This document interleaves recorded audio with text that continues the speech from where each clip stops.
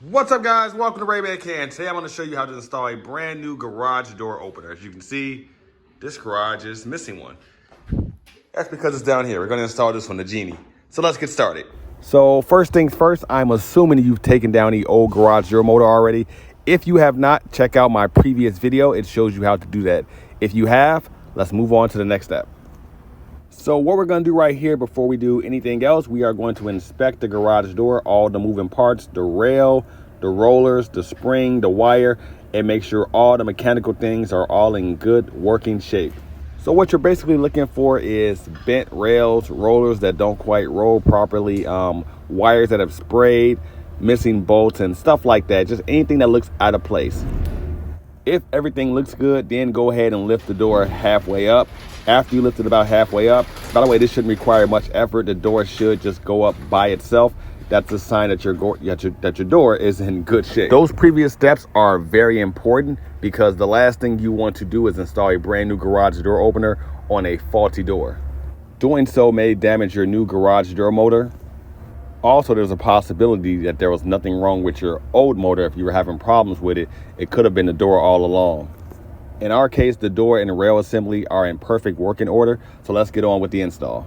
So this one particularly is model number 7155LD. There's a bunch of models that look like this. So pretty much if you buy a Genie that looks similar to this one, the installation process is going to be pretty much identical, but still go over your instructions. So we're going to take everything out of the box, as you can see right here. At this point right here, we're just making sure everything's here. So look at the instructions, look at what's supposed to come inside the box, and then take a look at what you took out.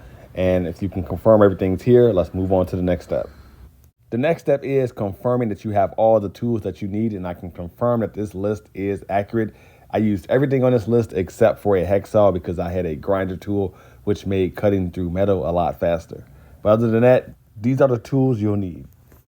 Step number one, we're going to grab this piece right here and insert the pulley wheel. And then we're going to insert the clevis pin and secure it with a cotter pin, just like this. Next up, insert this 5/16 bolt and secure it with the proper nut.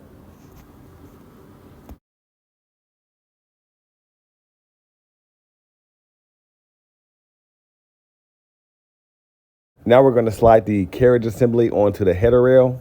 With this, make sure the door arrow sign is pointed towards the idle pulley. Next, insert the remaining 4 rail sections into each other. You don't have to force this, just put them together.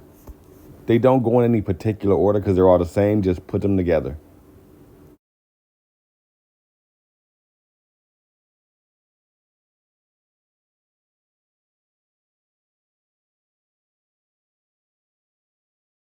Now we're going to place the rail strap onto the last section of the rail and also insert the sprocket support into the last section of the rail.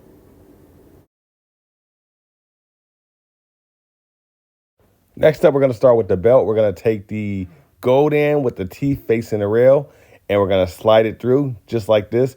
Remember, the teeth have to be facing the rail. We're going to take the gold end and slide it through the idle pulley, and on the opposite end, we're going to take the silver end and slide it around the sprocket. Now we're going to slide this gold end through the carriage assembly. Once you got it through, drag it all the way down to the other end. Next, we're going to use this turnbuckle piece to connect the 2 ends. Initially, we're going to tighten it by hand first by turning it counterclockwise. Once you've tightened by hand as tight as you can get it, then you're going to grab 2 7/16" wrenches to tighten up the nuts. Please keep in mind, make sure that the teeth side of the belt is consistently facing the rail. It has to be facing the rail, and do not twist the belt itself.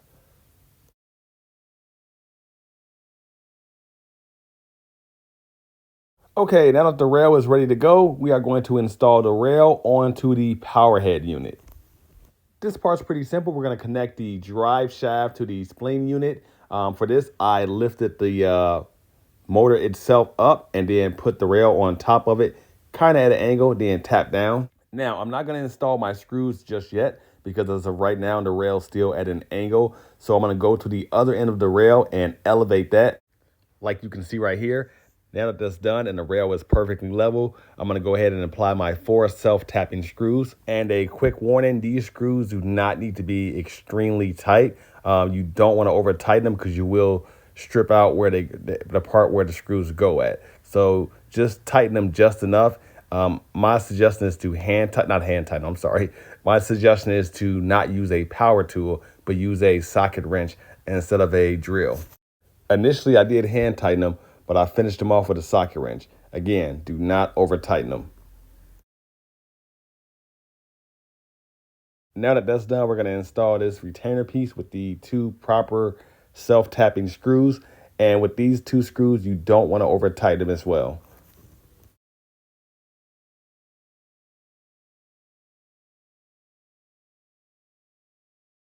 All right, so now we're going to install the garage door header. To do that, we want to measure the highest point of the garage door opening. So to do that, we're going to open the door to about right here. That is the highest point, right where the roller goes right past the curve.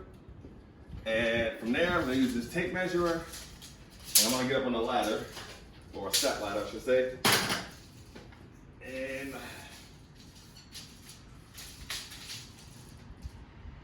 see what that height is.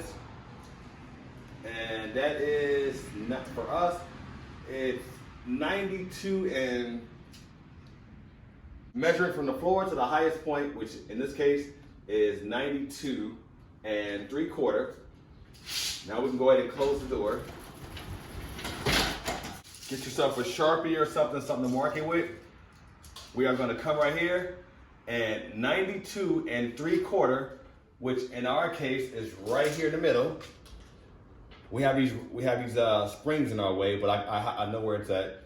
92 and 3/4. We're going to draw a mark right here, and we're going to mount it. We're going to mount our header 2 inches above that line. We're going to mount the bracket 2 inches above the highest point of the garage door opening. Next, we want to find the center of the door. That's pretty easy. Just measure the entire width of the door in inches and then divide that by 2. That will be your center mark. So if the door is 96 inches wide, divide that by 2, that will be 48. So measure 48 inches from one end to the middle, and that will be the center marking. In this case, the center screws lined up perfectly. So that's our marking, these center screws. It's already done for us. Right here is where we have our highest point line and our center line. This is where they meet. We're going to mount our bracket 2 inches above this line. For example, this is where it's going to go. Now that we have our spot, we're going to drill 2 pilot holes with a 5/16 drill bit, and then we're going to install the proper lag screws.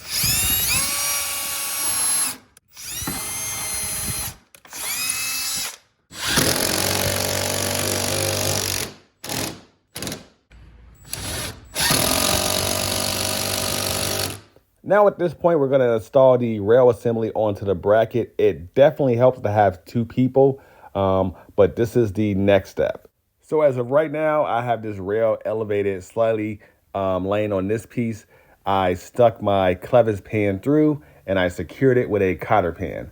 There are 2 levels of adjustment, so I'm not sure if this is the correct adjustment for now. It might not be, but this is the one I'm going to go with. Once I get the garage door open, I'll know whether or not I need to make an adjustment and lower the rail. So right here, we have the current opener suspended in the air by bungee cords. And this is the part where we secure the opener to the ceiling. However, the new opener does not align with the old supports. And in your case, unless you're using the exact same rail system that you took down or exact same motor, yours isn't going to align either. So we have to do some custom cutting of these L-shaped brackets to make this thing fit. Now we're going to go ahead and open the garage door up, and we need this thing fully supported upward while the garage door is open, and we're going to put a 2x4 in between it, and that should be the correct spacing. But the key is to make sure the rail is absolutely level before installing your new hardware, and also make sure there's a proper spacing between the bottom of the rail and the top of the garage door while the garage door is open, like you see in the picture right here. And before you open the garage door, make sure you slide the carriage assembly, the black sliding part on the rail, all the way back towards the motor. Just an FYI, I had this thing and the slot too high, so I lowered it from this down to this one, and that gave me the correct level once I had the garage door open, so just keep that in mind.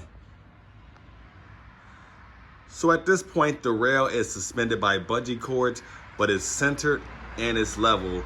Now I can get my mounting hardware installed correctly because I know exactly where to put it at. And as I said earlier, it's hard for me to tell you exactly how to modify your existing hardware because I don't have any idea of what your actual ceiling looks like in your garage. So, you kind of have to just configure this part yourself. In my case, though, the existing hardware looks better. It's more sturdy than what comes with it. So I'm going to use these pieces that's already hanging and just modify them.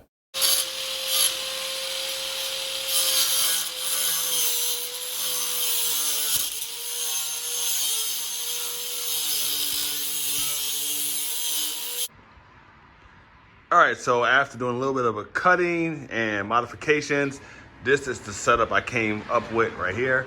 And this seems to work out perfect. And it is perfectly level. As you can see, right in the middle, there's the track. Not sure if this reinforcement bar was necessary or not. That's just something I wanted to do because the last one was like that. But yeah, 2 bolts. And like I said, I didn't want to go over specifics of how to do this and show you exact detail because of the simple fact that your setup is probably way different from mine. I have this beam running across like this. You may have joists like this where it lines up perfectly. So there's no point in me really showing you how exactly I did it. But yeah, that's how I did it.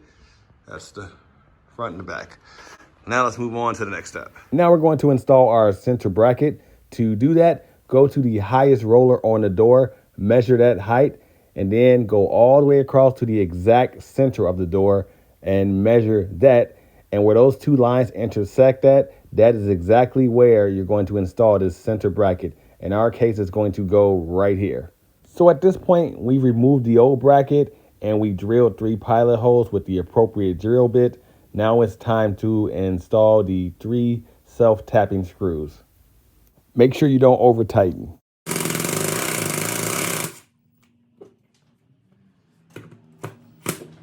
At this point, we have all 3 screws installed. Now we're going to install our curved door arm onto the bracket by inserting our clevis pin, then inserting our cotter pin to secure it. Now we're going to install our straight door arm by inserting our clevis pin, then securing it with a cotter pin. At this point, slide the carriage piece approximately 16 inches from the door and assemble the curved arm and the straight arm together using the 2 appropriate bolts.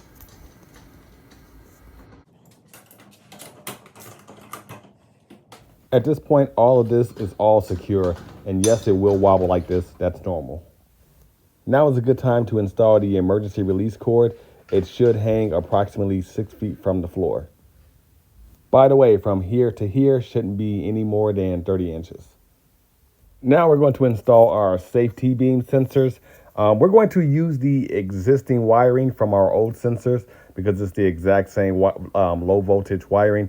It's in really good shape and it's actually installed pretty neatly. As you can see, it goes across here, across the top, all the way over to the right, and then it just kind of goes down. So they installed this wire pretty good actually, and it's in really good shape. That's really the important part. Make sure the wire's in good shape. Same thing for the other side. The wire goes across to the left and straight down. So we're going to use the old wiring. These are the 2 sensors right here. Doesn't matter which side they go on, as far as I know. We're going to go ahead and install those and then go from there. And they have to be installed, I think it's 5 to 6 inches from the ground. I'll double check that. So right here, it's 5 to 6 inches. And we're going to make our mark, and minimum 5 inches, maximum 6 inches. So make your mark and install accordingly. Put pilot holes in first, then install the 2 screws. Now, before I mount my safety beam sensors to the wall, I actually like to install the wires or connect the wires to them first. So I'm gonna separate these two wires, strip them 1/4 of an inch, secure them to the safety beam sensors, and then mount the safety beam sensors to the wall. The one on the right is installed. Now do the exact same for the left. If you install one 5 inches from the ground, make sure you install the other 5 inches from the ground. All right, so at the moment we have both of the sensors installed. Again, minimum 5 inches, maximum 6 inches. There's one there, and the other one is right here. I do have to secure this wire right here to the wall. We'll take care of that in a second. Same thing with this wire right here. I'm gonna secure this, make it look a lot more neat in a second. Now we're gonna wire the other end of the safety beam sensors to the garage door opener itself. You're going to strip the end of all 4 wires 1/4 of an inch, and then twist the 2 white wires together, and then twist the 2 striped wires together. All right, so the striped wires go into terminal 1, the white wires go into terminal 2. You just simply push these tabs in right here, like so. After the wires are twisted together, and you then, once you push that in, and you insert the wire. Then let it go, and it'll give you a pretty secure connection, as you can see. I can't really pull these out. I'm sure I can yank them out, but they're in there pretty good. Now we're gonna go ahead and mount the wall unit right here. So first thing I'm gonna do is loosen up these 2 terminals. Just a little bit. Screw doesn't have to come out. I'm gonna put my striped wire here. It says BW right there. I'm gonna put my white wire right here. And there's a W for white. I'm not sure if you can see that or not. W, BW, you can see that. So we've already slightly separated both wires. Now we're going to strip both wires 1/4 of an inch. With these, I'm going to make a hook shape. Then we're gonna put the black and white wire on the black and white side, tighten it up, and then put the white wire on the white side, tighten it up. Have the wire exit out the cutout, and now let's mount it to the wall. Find an appropriate location, drill 2 pilot holes. Then install the 2 appropriate screws. Do not pinch the wire coming out from the top, and do not over tighten the screws. Now from here, I'm gonna go ahead and route my wire all the way up through there. Probably gonna bring it around here to this beam right here, bring it across there, and connect to this conduit pipe right here. Connect, bring it along that beam, back there, down to the power unit. Now, once you have your wires ran all the way across from the wall console to the power unit, we're going to go ahead and strip the wires 1/4 of an inch. The white wire goes into terminal 3, and the striped wire goes into terminal 4. Now we're going to install these light covers. Simply install them at an angle by lifting up, pushing in, make sure everything's aligned, and then just push down just a little bit, apply a little bit of pressure. Once the light cover is properly aligned, simply secure the light cover with the 2 appropriate screws. Now from here, take this piece, align it with the 2 holes, simply push it up, push this piece in, and it snaps together just like that. And yeah, it does look a little odd because there's still some gaps, but that's honestly how this thing is made, so that's normal. Kind of a weird design, but again, that's how it's supposed to look. Do the same for the other side.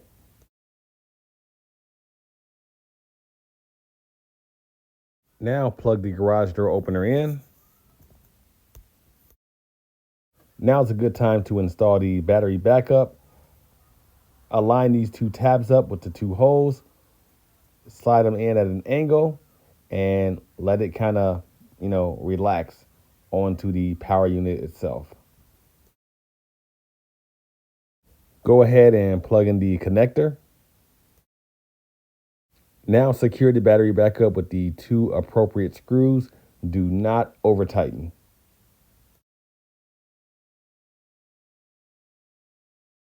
Now this next step is very important. We are going to set our open and close limits. So with the garage door in the halfway open position, let's get started. First, we're going to set the close limit. To do so, hold down the negative button until the light starts flashing blue. Once it flashes, let it go. Then hold down the button again until the garage door closes to the desired spot. Once the door is closed to the desired spot, let go of the button, press the set program button, and the light will turn solid green, which confirms the door limit is set. Now we're going to program the door's up limit. To do so, press and hold the positive button until the blue LED starts flashing. Once it starts flashing, press and hold the plus button until the door is in the desired up position.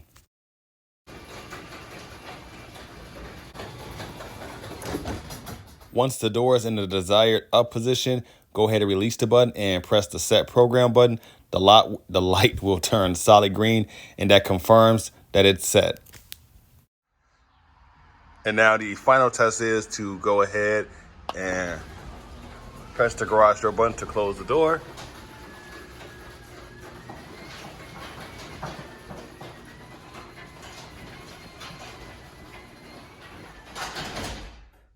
And we're gonna press it again to make it go up.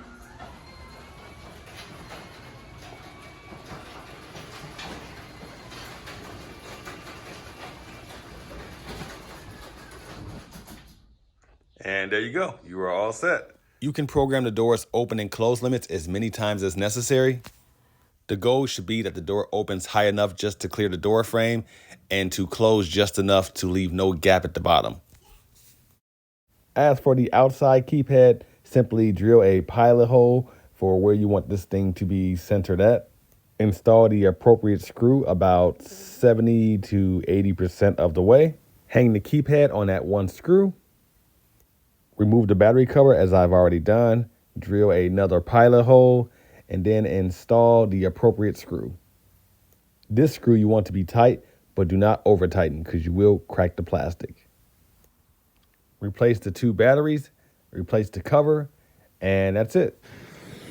So in conclusion, I hope this video helped you all out a lot. Please read the instructions that's included. You're definitely going to need that as well. Questions or comments, please let me know. If you know anyone that can use this information, please share this with them. Like, comment, subscribe if you haven't already. And for a link to this product and some of the tools that I use, check the description and the bio. Take care. I will see you all in the next one, and thanks for watching.